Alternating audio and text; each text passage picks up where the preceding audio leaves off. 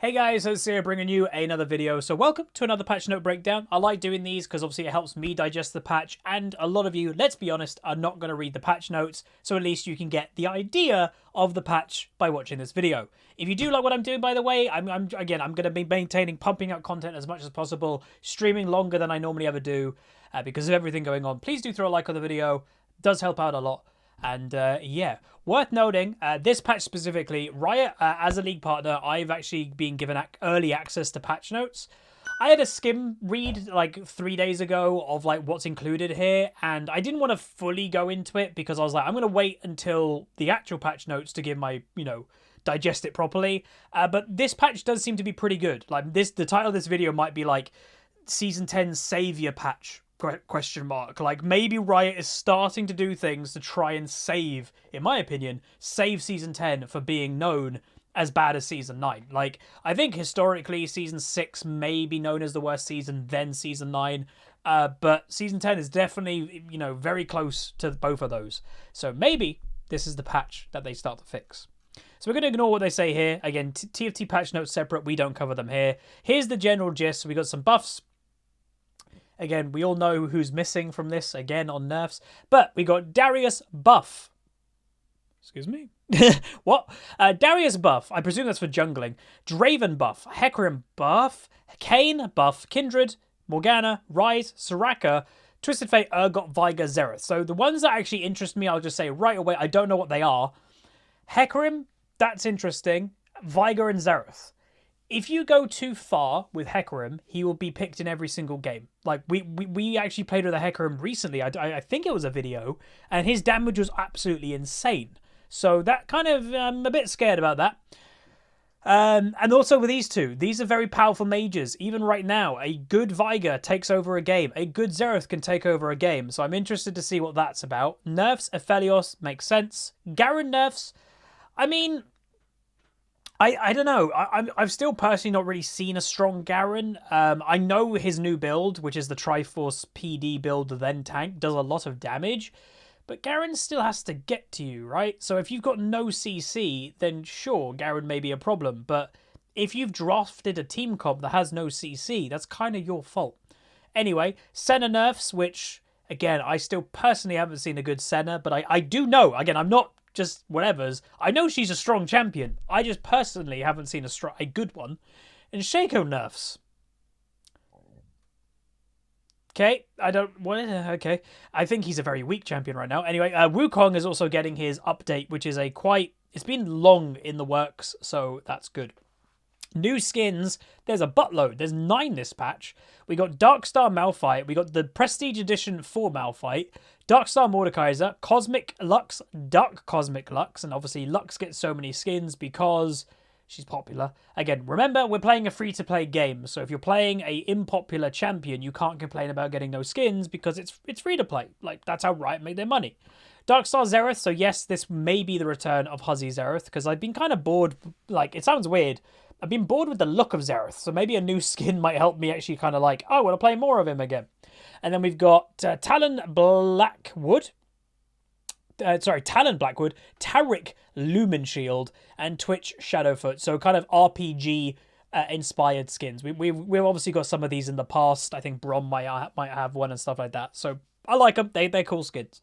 Let's get into it. Oh, and also worth noting, so these three, the Taric, Talon, and Twitch, will be available on the 19th.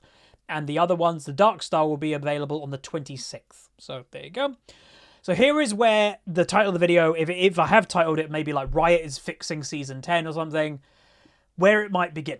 Autofill balance in ranked. Now, if you're wondering, by the way, where this came from, the guy who might be in charge of ranked, but his title wasn't like head of ranked, but he did a tweet and it was like gameplay producer at Riot Games, I think, and he was like, hey, we know things are a bit rough right now or something, give us feedback of like what you don't want us to work on. And obviously he got hundreds of tweets. I personally tweeted as well to him, got quite a lot of likes on it, so people agreed.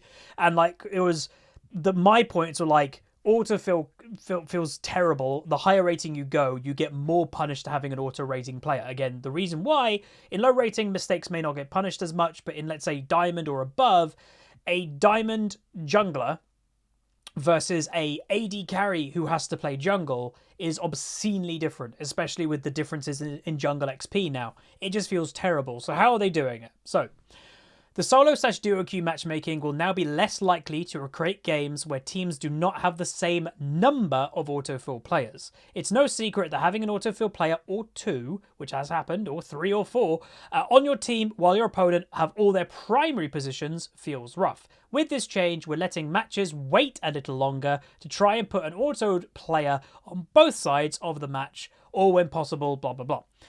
When we can't get rid of autofill without making queue times skyrocket, this change should help make games with an autofill player feel more possible. We're also looking for a similar change that aims to make the number of pre-mades equal on each team. In our first tests, the change worked pretty well in isolation. However, it ended up combining with autofill parity changes in really bad that led to matches being made with more uneven MMR than we wanted. So in essence, this patch, like, they're doing one of the changes, not both. So they did mention the two changes that they wanted to do. One, have equal amount of autofill players on each team. The other thing that they wanted to do is, let's say one team has a duo queue, well, the other team will have a duo queue. Or one team has two duos, the other team will have duos. Or one team has no duos, the enemy team has no duos. Again, let's not hide away from it. It's not just me being a solo player. Duo players would 100% agree. Duoing is 100% easier than being a solo player. Naturally, it just is. Especially since Season 6, duoing no longer increases your MMR. The way it used to work to make duoing like equal in toughness is that it used to, let's say you're two Gold 1 players, you're duoing, maybe it made your match a Platinum 3 game. It used to raise the MMR of your game because you duoed. It no longer does that. It hasn't since Season 6, since Dynamic Queue. So by far duoing is easier. You know, if you're playing with a non-toxic duo, which most of you probably will aim to do, you're guaranteeing a teammate that isn't toxic. You're guaranteeing a teammate that won't in. You're guaranteeing teamwork. You're guaranteeing synergy with that specific teammate. And if you pick, you know, two champions that synergize well together, well, you've got a core of a team comp with your duo that trust each other. It's way easier than soloing. So having equal duos and stuff would be great, but here they're not doing that yet. With having autofill balance and also duo balance, basically it either it would make queue times too long for Riot's, you know, better like saying it, or it makes the MMR too different. So of each team. So this patch, they're doing the autofill balance. They're not doing the duo balance. I'm okay with that, to be honest, because it's a step in the right direction. But just to make the point clear, this isn't perfect autofill balance. What I mean by that is, to me at least, maybe you'd agree, there are different levels of roles that get affected by autofill differently. If someone gets autofilled support, no offense, it's probably easier to be an autofilled support player than autofilled into jungle. Because jungle is a very unique role. It's more different than all of the others. It's the XP, obviously, difference that got obviously changed. So, sure, both teams are an autofill, but one team has got an autofilled jungler, one team's got an autofilled support. That isn't balanced still. Like, maybe it's better, but like before, maybe one team had an autofill jungler, the enemy team just didn't have an autofill. Yeah, that's terrible. So maybe it's better that both teams have an autofill, but it's still not perfect. To make it perfect, it would be both teams have an autofill jungler, both teams have an autofilled support. That would make it even. But I also, by the way, do think that Riot should potentially look into the fact of, like, giving the people option of turning off autofill. Like, if you're okay with, if you turn off autofill, your queue time might be half an hour. But if it guarantees you to have good games that you're playing your two roles that you've specialized in, I imagine a lot of people would be okay with that. Probably. So, I don't know. Maybe it's something that Riot should look into. But for this patch, it's a step in the right direction because definitely autofill. It's been worse this season than even last season. But again, maybe I would have preferred the duo parity to be first and autofill second, because I'm actually having more issues with just crazy amounts of duos right now. Not sure if I'm the only one. Again, I probably need to get a duo partner, by the way. Not sure who I can get, but I am starting to think about it, because it's just terrible to be a solo player. So many people are doing, and that's just the better way to climb, as sad as it sounds. Anyway, moving forward into the actual changes of champions. So this one interests me. So there were some proposed Anivia changes, by the way, that were broken, and whoever proposed those, I imagine they got laughed at, basically. So they've toned down what they were going to do to Anivia. So her ultimate is still being buffed. The R iced duration has been increased. So it used to be 2 seconds, it's now 3 seconds, which is good. So that makes it, if someone walks onto your ultimate when it's at full size, it gives you extra time to hit your extra abilities, your E, etc., that goes off frost damage. So that's good. And the other proposed change that they were going to do to Anivia was make her ultimate not be cancelled by any form of CC. That would be busted, like, completely. That would basically mean, hey, Anivia, you don't have to care about positioning anymore. That's the skill of Anivia, is to position your ultimate and you to make sure your ultimate doesn't get cancelled in the middle of a team fight. So I'm happy that that change didn't go through, because that would have been absolutely busted. And I don't even know how that was, like, that made it to testing. That's crazy. But yeah. Anyway, thankfully they didn't do that, but that's good. Aphelios. Again, we're not going to go through like everything individually here. Severnum's innate heal and Infernum's innate damage to minions have been decreased. Crescendum's empowered damage has been decreased. So he's doing less healing with the pistol by maximum 5%. He's doing less immediate damage by 15%. And then the empowered auto attack has also gone down by 9% at maximum. So little nerfs. Expect more nerfs, I'm going to be honest. It's a champion that does everything. Like, he's legit just going to be a stat check champion that if his stats are okay, he's broken. If his stats are too weak, no one will play him. That's the problem with kind of bad champion design, if we're honest. Darius. So, did I hear buffs? W bonus damage decreased. That's a nerf. Cost increase. That's a nerf. E cost increase, but now scales with rank. Okay, so these are probably more these are nerfs. Even though up here this said buff, that's a nerf. As someone that plays Darius, so his bonus damage from hitting, obviously auto-attacking with his W, has gone down by 10 at base of your attack damage. And it's, 10 total. That's a 10% attack damage nerf, flat, and also a 10 mana nerf. So that's a straight up 10% nerf, more or less, to that. In E, it used to be flat 45. It's cheaper in late game, but in late game, you're not really, mana isn't that big of an issue when you've got all your items and whatever. 70 mana at rank 1. And obviously you max E second on Darius, but still, that's going to take a while to, like, feel not the same. Like, rank 4 is when it's technically a buff.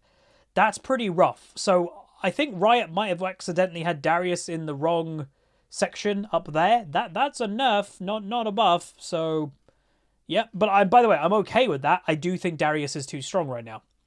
Draven, W decaying movement speed increased. So you don't really see much Draven anymore. And I think that is because the game has moved away from early game. We've said this before. Why, like, no one plays the Pantheon rework anymore. He's early game. Why Shaco, weirdly, well, to me at least, has been struggling for a while. Or Renekton, you might even see in upcoming episodes. There's a couple of Renektons that's like, he fell off. So maybe they're trying to give him scaling? Well, not really, no. But nobody plays Draven because he falls off. So giving him movement speed, 10% buff, cool. That still doesn't give him scaling in late game. So, and again, people might be confused. Oh, Draven does a lot of damage in late game. When he gets ahead, sure. When he's one item above the enemy AD carry because he bullied him in lane and beat him in lane. If Draven loses lane or even goes even in lane to something like a Caitlyn, there's nothing a Draven can do most of the time. Like, he isn't as good as them in late game. He's a lot more risky to play unless he's really far ahead. Garen, more nerfs. Base magic resist growth decreased. E crit strike ratio decreased. So, obviously, this is to nerf, one, his mid lane, because he has been going mid lane a bit to counter mages and assassins, AP assassins especially. So his magic resist growth has been nearly, or in essence, nearly halved. Or is that half? That might be half. And also his crit for his E has gone down, which obviously hurts the Triforce the Triforce and PD build. It probably will be still the build that people do, but yeah. Hecarim. So I did say this was a champion that I was a bit worried about if they go a bit too far. Doesn't seem they are going too far, which is good. So it's just the fear duration of his ultimate. That's not too bad. Just increasing his CC level, basically. So the further he travels with his ultimate, the longer he'll fear people when he ults in. I'm okay with that. That's fine. Kayn. Passive orb gain speed increase later. So this is to help bad Kayns. And I'm not even kidding. So if you're a Kayn that just has a really hard time collecting your orb points to get a transformation, this is to help you. So yeah, at the 10 to 13 minute mark into the game, he'll increase the gain rate by 15%. So, and it will be rising throughout the duration of those 3 minutes. Kindred, base attack damage growth and mana regen increased, buff. W health restore increased, buff. R heal increased, buff. Straight buffs. So growth has gone up by a little bit. Mana regen gone. It's nothing. That's just like tidying up the stats, but it's a buff. The health restore on the low end, that's actually quite a big buff. That's actually quite nice for like sustain in the jungle. And obviously ultimate, her initial heal's got up by 50 and up to 100 at max level. So that's actually pretty nice. Good survivability buffs actually for Kindred. And maybe that's the thing she struggles with. Morgana, base movement speed increased. E shield increased early. What? So we did a video. It would have been out last night. My second video yesterday. Is Morgana the best solo queue support? I genuinely think she's in the top 3 at least. She's really safe. She's carryable. She's got good engage. Her damage isn't bad. And she's getting buffs. Sometimes it does think I'm playing a different video game to everybody else, I will say. Because do I think Morgana needs buffs? No. But yeah, buffs primarily targeting support Morgana since her mid lane is in a good place. Her support seems in a good place, but okay. Rise, base mana regen growth increased. A W, damage increase later. They're buffing Rise? Okay. So he's getting more mana regen, so it helps him obviously have mana. And then the damage has gone up for late game Rise. They're buffing Rise's late game? Cementing him as one of the kings of level 18. Again, he is supposed to do that, but I think he's okay with that right now anyway. But anyway, Senna, passive AD per soul decreased. Miss cooldown now scales. So less AD per soul. So again, 0.25 nerf. But what you have to imagine, every 5 souls that you... Well, every 4 to 5 souls that you used to get, that's a 1 AD flat nerf. That it will add up. You know, it is a nerf. And then... Weakened Soul cooldown as well has been nerfed too. So, yeah, just flat nerfs for mainly support Senna. I'm not sure if they're doing anything about her, the fasting Senna. The one that you take Senna as the AD carry. You have a support with you, but on Senna you purposely don't farm. You let the support farm. I don't know if that targets this at all. Probably not. Shaco. AD Shaco is just a bit too strong right now. Says who? Like what? Again, legit, we said it earlier. Am I playing a different game? I've never been scared of Shaco. Like, at all. We've even played against Shacos recently and they haven't stood out. I've no idea. Okay. So the clone attack damage used to be 75% of Shaco's attack damage. They're nerfing it by 15%. Okay, that's quite a big nerf too. What the hell? Sure. Soraka. So Soraka top is no longer threatening because they got rid of all like the gold and everything you can get from there. So they're buffing Soraka back in support because they're not scared of people playing a top anymore because they kind of got rid of it. So total rejuvenation heal has gone up, just flat. And the movement speed bonus has been up as well, so by 5%. So yeah, just a little nerf. That might be in like a nerf they did. Sorry, a little buff. That might be in a nerf they did to stop Soraka top, and now they've buffed it back up potentially. Twisted Fate. So this is something that a lot of people are confused about. Twisted Fate right now is still really good. He's one of the best solo queue support mid laners if you're really good with that, and that's the problem. It only really works if you're a god at Twisted Fate. He's not a random champion anybody can pull out. And that's okay. There are champions that should be like specialist. He is one of them. That's an insane buff. So his blue card used to do 0.5 ability power, and his red card used to be 0.5 as well. 0.9 ratio now on his blue, and 0.6 on the red. But that 0.9 on something that is like high range, remember he builds RFC, does Twisted Fate a lot of the time. And, you know, he's a champion that could at least get maybe 500 ability power in late game, which in essence means his blue card will be doing 450 bonus damage on top of its base. So over 500 damage with his blue card that you can do every few seconds. That's a lot of damage output. So that might be a bit of an overbuff, if I'm honest, and other people are thinking the same. So watch for potentially Twisted Fate this patch. Urgot, Q slow duration increased, E stun duration increased. So slow duration for his Q when he hits it has got up by 0.25. Definitely will help him in top lane. And also E, they're increasing the stun from 0.75 to 1. So if you add up those two things, they're giving him basically 0.5, half a second extra form of CC. In a 1v1 in top lane, that can be the difference of getting the kill or not. So that's actually pretty good for Urgot. Not sure if he'll be back or not, but if you're an Urgot player, you'll be definitely happy about that. Veigar, who I think is very strong right now. Small buffs for a small boy. Attack damage, a little bit extra. They help with last hitting. Attack damage growth, just flattened it out.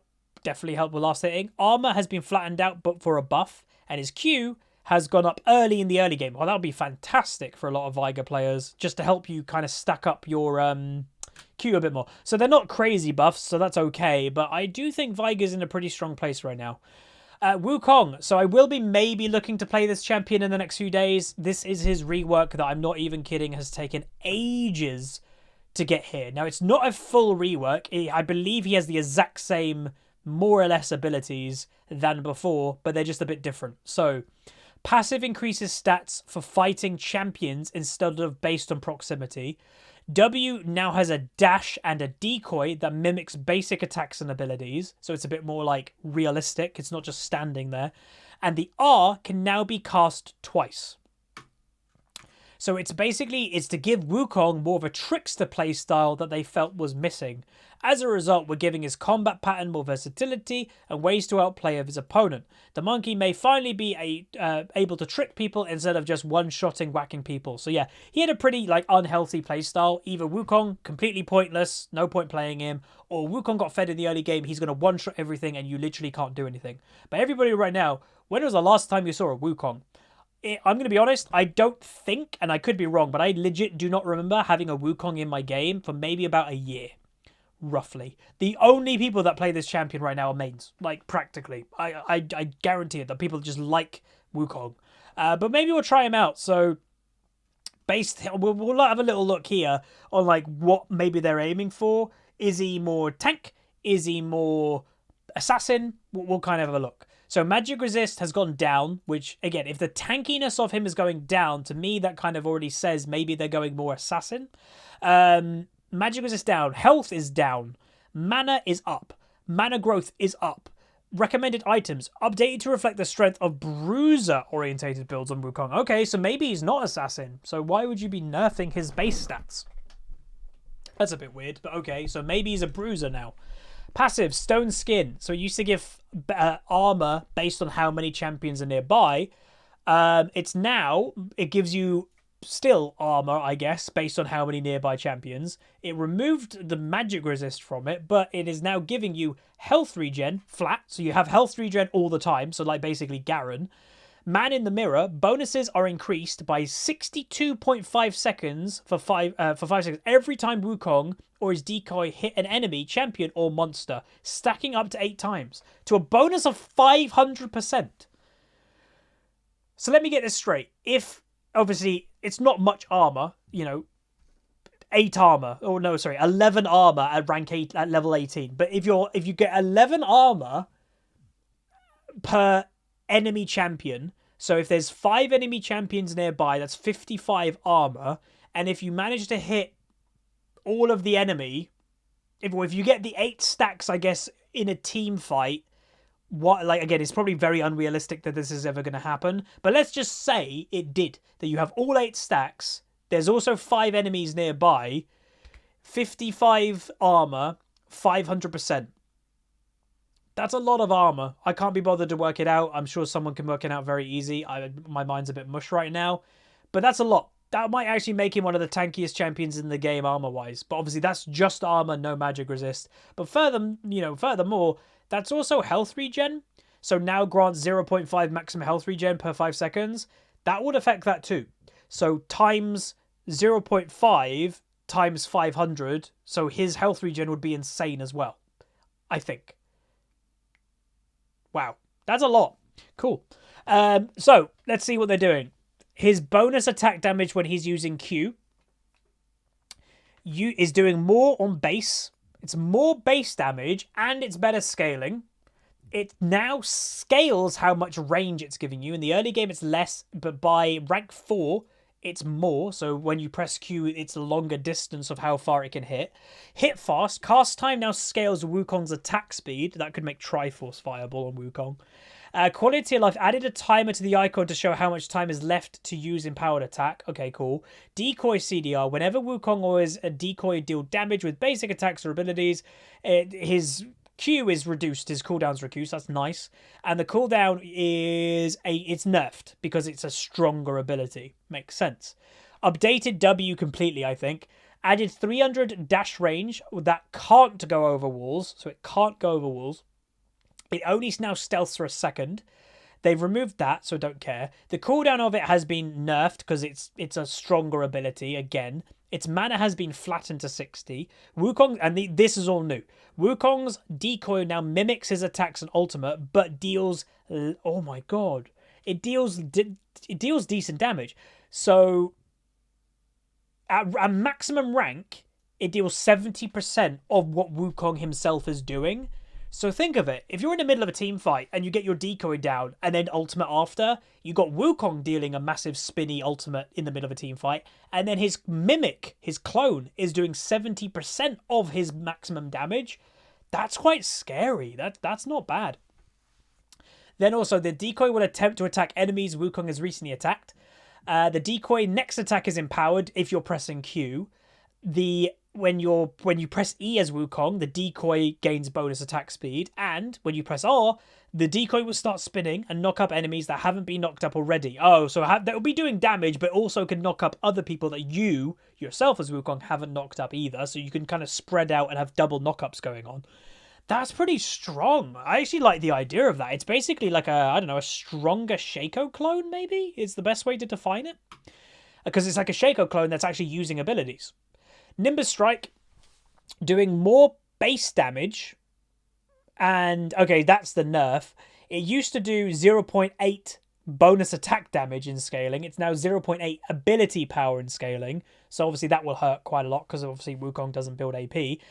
You're getting more attack speed though, and also the attack speed is lasting longer. It has been nerfed in terms of early game cooldown, but flattened to be the same at maximum rank. It's also cheaper to use. It's now lower in cost, and distance to target post dash is now, it stays at 75. Before it would put you right on top of the target. It's now going to put you 75 range away, basically auto attack range distance, not directly on top of them. So that's kind of good. Again, to me, that's an overall buff. And then his ultimate, make it double. Wukong can now cast his ultimate a second time within 8 seconds. The second cast can knock up enemies a second time. So if you just want to have, like, if you just want to get the damage on, knock them up, they land, stop your ultimate, and then do it again, they'll get knocked up again. Knock-up duration has gone down because he can do it twice. The spin duration has been halved, but remember, you can do it twice, so it is, in practical, the same.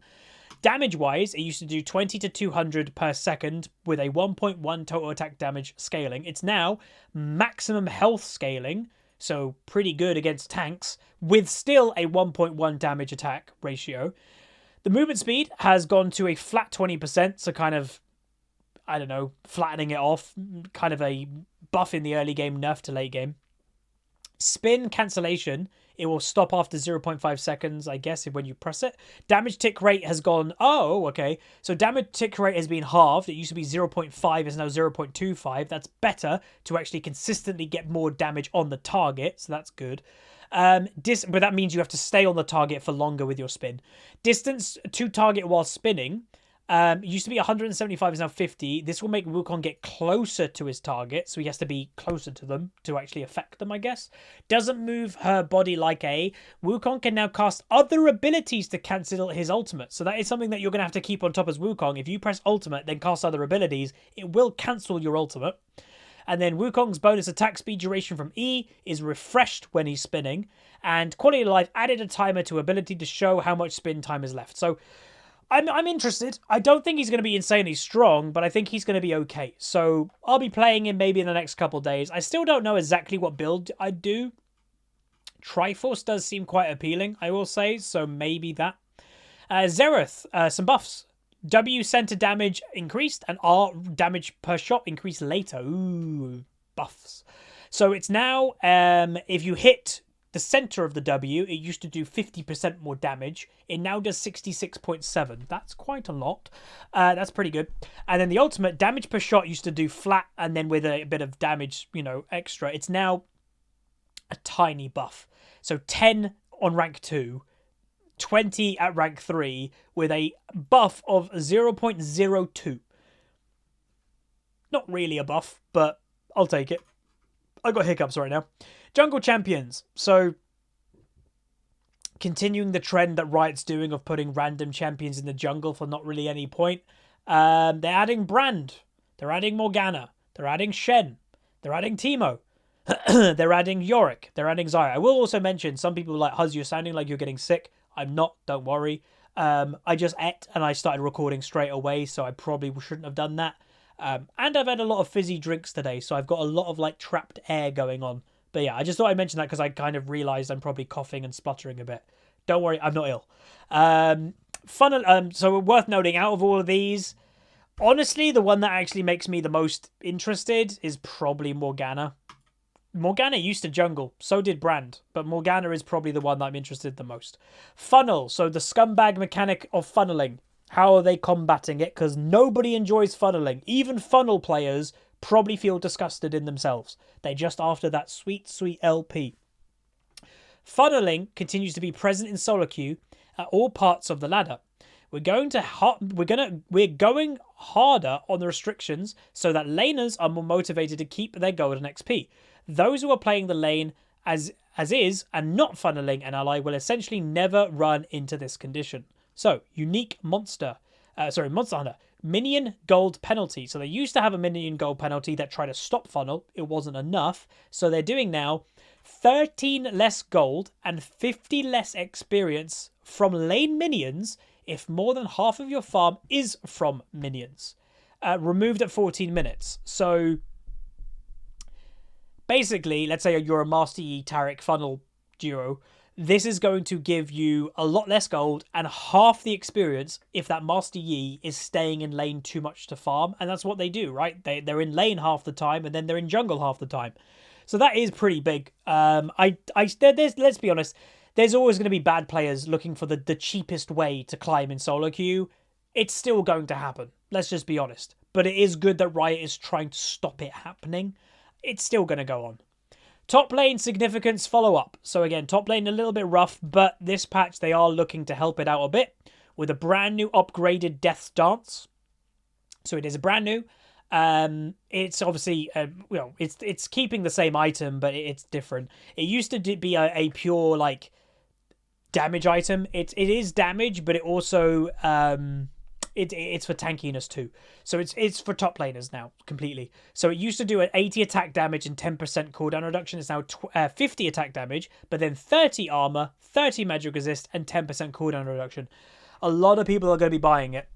Trust me. And then also the unique passive used to be stores 30% of all post-mitigation damage received and takes it as damage over true damage. It takes it as damage over time true damage. It's now stores 20% of all post-mitigation damage received from melee champions, 30% for ranged, and takes it as damage over time true damage. So pretty good. So it's giving, if I'm not mistaken, true damage to who you're attacking. It's giving you tankier stats. So overall, I think that's a pretty nice item for a lot of top laners. Teleport has been buffed heavily for maybe just top laners. Is this just for top or just in teleport in general? Because again, a lot of people don't like teleport. It can get out of control if you let it. So it used to be a flat 360-second cooldown. It's now going up in the early game, but it's going heavily down in late game. So this enables split push top laners to actually be in side lane more when they, you know, if they don't have teleport up or they use it. Well, before, I've used my teleport, I now have to be with my team for practically 5 minutes.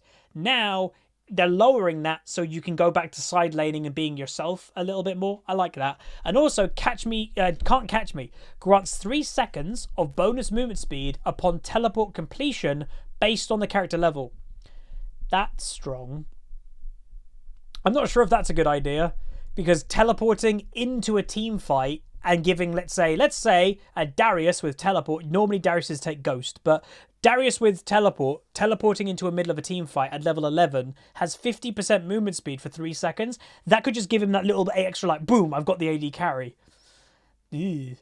Recommended items have been updated, navigation icons, bug fixes, upcoming skins we've already gone through, and there we go. I'm not sure if any of those show what chroma we're getting this patch, but in essence, that's the patch. So I think it's a pretty good one. There's a lot of good changes.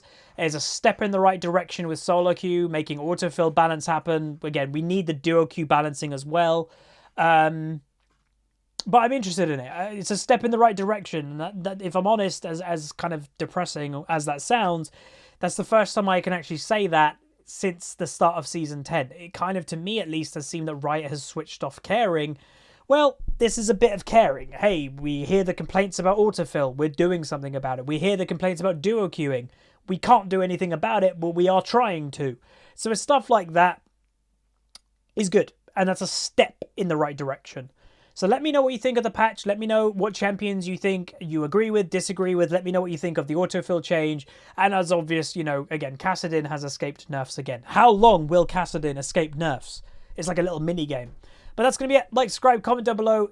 Make sure you subscribe and all that. Ding the bell, ding-a-ling-a-ling. And yeah, thanks everybody for the ongoing support. And I'll see you guys next time. Peace.